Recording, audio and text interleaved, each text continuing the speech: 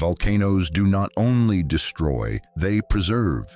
Across the world, in Nicaragua, in Italy, in far older sites buried by fire, archaeologists have uncovered trails of footprints pressed deep into hardened ash. Not scattered, not random, lines of men, women, and children walking together when the sky rained fire. To us, they look like frozen moments of terror. But to prehistoric people, such marches may have been more than survival. They were rituals. Each step was an offering, each trail a prayer burned into the earth itself. Among them, the smallest feet walked side by side with hunters and mothers, proof that even children were bound to devotion. Yet the ash does not lie. In one trail, a set of footprints breaks off. A child disappears. No more steps mark the path. Was it exhaustion? Was it the storm? Or was it something darker?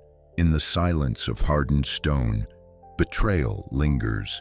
This is the story of the Ash Children mystery. When people walked through fire to honor powers greater than themselves, and when envy, fear, or cruelty may have turned ritual into a crime remembered for thousands of years. Ash remembers what flesh forgets. Across millennia, the earth has preserved trails of footsteps pressed into volcanic ground. Hardened, frozen, they tell a story of people moving under skies that burned. At Acahualinca in Nicaragua, archaeologists uncovered footprints over 6,000 years old. Adults and children alike, their steps etched forever in ash that once fell like snow. Each print still holds the curve of a heel, the weight of a body in motion. In Italy, near Pompeii, other trails capture moments of flight. Men and women ran as Vesuvius rained fire, their paths preserved mid-stride, their terror frozen. The ash that buried them also immortalized them. Yet some trails are not frantic. They are steady, measured, almost ritual. Long lines of prints, each step deliberate, moving together like a procession. Were these people fleeing, or were they walking for reasons more sacred than fear?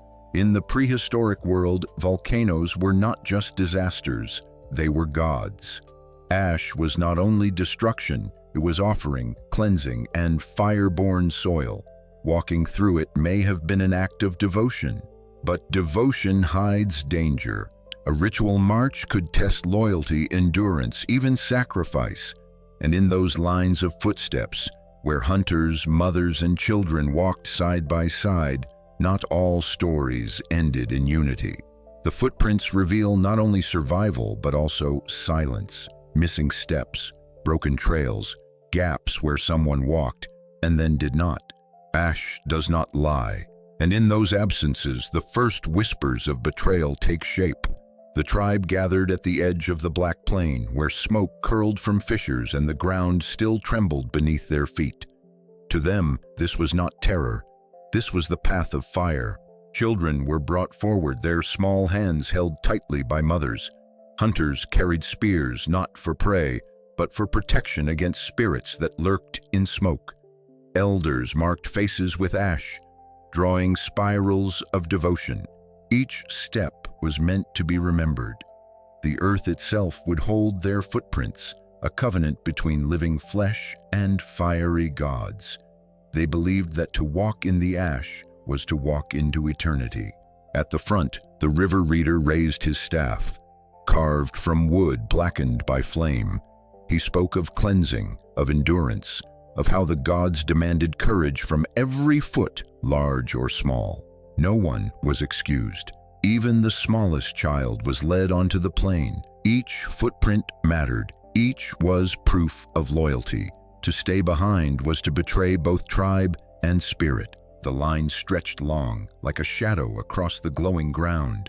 Hunters, mothers, children, elders, all became one trail. Their steps pressed deep, the heat rising into their bones. To us, it would be agony. To them, it was sacrifice. A march not of panic, but of prayer. But within the trail, envy walked too.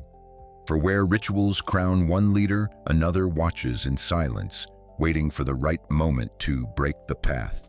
The line of prints stretched like a black ribbon across the plain. Each step pressed deep into ash that was still warm, the edges crumbling but holding the memory of motion. Archaeologists today trace them with care, counting the small and large feet, following the rhythm of a tribe that walked together through fire. It is steady, deliberate, then suddenly it is not. In one section, the trail falters. A small set of footprints, no larger than a handspan, begins beside a mother's path. They move with her for some distance, close, careful, as though the child clung to her hand. Then the steps drift, a stagger to the side, a pause. The prints deepen as though the child struggled or was pulled away. The trail resumes for a few more paces and then ends. The others walk on, their steps unbroken. The mother's prints continue, steady, as though she carried nothing, as though she did not notice or pretended not to. The child's path vanishes into silence. Was the child taken up in arms, carried the rest of the way? Was the ash too hot, forcing them to retreat? Or was there something darker, a hand that let go, not by accident, but by choice? The absence is louder than presence. The void between steps becomes a wound in the trail, a question burned into stone. Why do the others continue while one set of feet disappears? Among the people, whispers would have spread. Some would say the gods claimed the child. Others would say weakness was cast out. But some, watching closely, might have seen envy behind the silence. For rituals do more than bind a tribe. They create favorites, chosen ones who hear more, see more, who walk at the front of the line. And where there are chosen, there are rivals. Imagine the hush when the line returned to camp. Mothers counting children, hunters scanning faces, one missing and no one speaking. The trail behind them hardened even as their silence grew. The child's absence became a scar no voice dared name. But the ash had already spoken. It had pressed truth into earth, capturing betrayal in a language no one could erase. Ash is honest. It preserves both devotion and cruelty. In the missing footprints lies not only tragedy, but intent, the possibility that someone, somewhere in that line, chose betrayal over loyalty. Envy is as old as fire. In every tribe, some voices carry louder, some shadows fall longer. Rituals that crown one seer, one leader, one favored child also sow resentment among the rest. Among the marchers, there was an apprentice chosen by the river reader. His visions were said to burn brighter than flame, his steps steadier than stone. He walked at the front, his path unbroken. Behind him walked the rival, broad-shouldered and silent.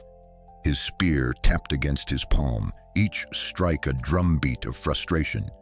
No matter how strong his body, the gods had not chosen his steps. To the tribe, the rival was a hunter. To himself, he was a shadow cast by another's light. The ash clung to his feet, heavier, as though even the ground weighed him down. When the child faltered, he saw opportunity. In the chaos of smoke and silence, who would notice if one set of prints vanished? The gods could be blamed. Weakness could be blamed, but his hands would remain hidden. Jealousy does not shout, it whispers. A hand held too loosely, a glance away at the right moment, a step unguarded, and suddenly the trail of innocence ends. The tribe walked on, their faith blinding them to absence. Only the rival looked back at the empty space, a smirk flickering in firelight. Ash had swallowed a child, and with it, a rival's envy left no prints of its own. But ash is memory. It records every pause, every stumble, every silence. The rival thought his act buried. Instead, it was preserved.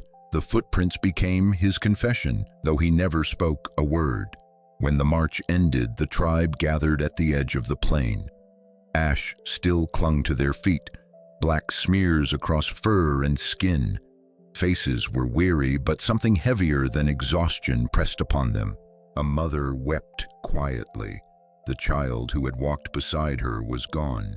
Her footprints continued without pause, yet her arms were empty. Whispers stirred harsh as wind through reeds. The river reader bent low over the hardened ground. He traced the trail with trembling fingers, following each step until it vanished. His eyes narrowed. The ash spoke of absence, but also of choice. Around the fire, voices rose. Some said the child had fallen, swallowed by smoke. Others claimed the gods demanded sacrifice, but one hunter spat into the embers. The gods do not erase footsteps. Someone did. The rival bristled. His spear rested across his knees, his jaw tight. He offered no words of comfort. Silence itself became his shadow, darker than any smoke. The apprentice spoke softly. Ash remembers. The trail is truth. His voice carried through the camp, cutting through grief. Heads turned, eyes narrowing toward the rival. A trial was called.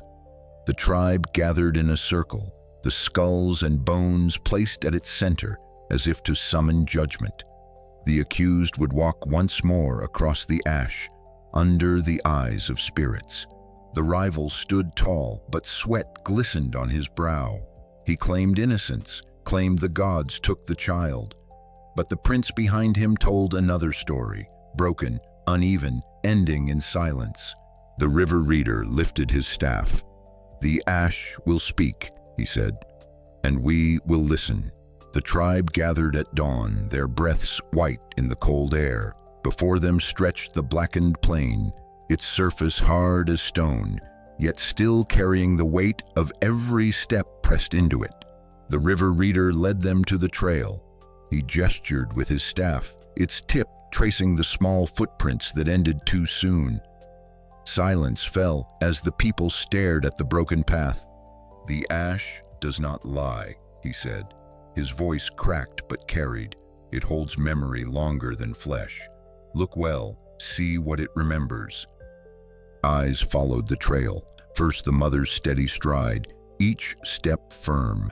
Then the smaller prints, scattered, pausing, veering to the side. Then nothing. A murmur rippled through the tribe. Some turned toward the rival, whose face tightened in shadow. He gripped his spear, though no hunt waited. The apprentice stepped forward. His hand brushed the hardened ground as though it were skin. "Here," he whispered. The child faltered. Someone let go. Someone chose silence. The rival barked, "The gods took the child. Ash cannot accuse me." But even as he shouted, his eyes betrayed him, flicking again and again to the broken prince. The river reader's gaze was heavy. "Ash cannot speak with words," he said, "but it speaks with absence, and absence condemns you." The people shifted, their spears lowering toward the rival. The air was thick, not with smoke, but with judgment. In that moment, the ash itself seemed alive. The cracks in its surface glowed faintly in the firelight, as if the earth had kept its own record of betrayal. The circle of the tribe closed around the rival. Torches burned high, their smoke drifting into the gray dawn. The river reader's staff struck the earth 3 times, each thud echoing like a drumbeat. "You will walk again," he declared, "not with us, but alone. The ash that remembers will take your steps as witness. If the gods forgive, your trail will endure. If they condemn, it will end as the child's did." The rival's eyes darted from face to face. No hand reached for him, no voice rose in defense. He was stripped of his furs, his spear snapped across stone, the fragments cast into the fire. They led him to the plain. The ground stretched empty, black and silent, waiting for judgment. Hunters pushed him forward. His bare feet met the cold crust of ash. Each step sank deeper than it should. His stride faltered unsteady. The people followed at a distance, their eyes fixed on the marks he left behind. He walked for some time, but his path twisted and staggered. Where the child's steps had ended, the rival's prints began to crumble. Ash filled the depressions as fast as he made them. Panic seized him. He tried to run, but the faster he moved, the weaker his trail became. Soon his steps left no mark at all, as though the earth itself refused to remember him. At last he fell, his body shaking, his cries swallowed by wind. The tribe stood still, their faces lit by fire. The river reader's voice carried across the plain. The gods have spoken, he is cast out. No one followed as the rival rose and staggered into the smoke. Behind him, the ash remained smooth, untouched, as though he had never walked at all. The tribe returned to camp in silence. Their torches flickered low, their feet heavy. Yet in their hearts, the weight of betrayal had lifted. Justice, harsh and ancient, had been carried out by the ash itself. The apprentice knelt beside the child's vanished trail. His hand hovered above the empty space, trembling. "The gods remember," he whispered, "even when we would rather forget." From that day, the march through ash became more than ritual. It became a test of truth. Each step pressed into the earth was not only prayer but witness. Every footprint was a vow. Generations passed. The tribe changed, their names and fires lost to time, but the ash remained. Hardened, silent, it kept its memory beneath layers of earth and stone. Thousands of years later, archaeologists uncovered the trails. Men, women, children, their steps still clear, their march still frozen in place. The ash had carried their story farther than flesh ever could. To the scientists, they are evidence of survival, proof of humanity's resilience. To us, they are whispers of rituals burned into the earth, of loyalty tested, of betrayal marked in silence. The missing prints speak as loudly as the preserved ones. They remind us that devotion can be twisted, that envy can strike even in sacred marches. The ash records not only footsteps, but choices, and so the relics endure, not just as archaeology, but as testimony. The ash children still walk before us, their tiny feet echoing across time, carrying a story of faith, fire, and betrayal. The ash still holds its silence. To some, it is only hardened stone. To others, it is a book written in fire, its pages pressed by the feet of those who walked before us. The ash children remind us that rituals can preserve hope, but they can also conceal betrayal. Every footprint is a voice. Every absence is a warning. The earth itself remembers. And so the story endures, not just in bones or skulls, but in trails carved by fire, in echoes left by children whose steps stopped too soon. Their silence is not empty. It speaks across millennia. If this tale unsettled you, intrigued you, or left you wondering what else the past still hides, then walk with us on this journey. Like this video, share it with those who love dark history and ancient mysteries, and subscribe to the first Betrayals. Because the ash has not stopped whispering, and neither have we.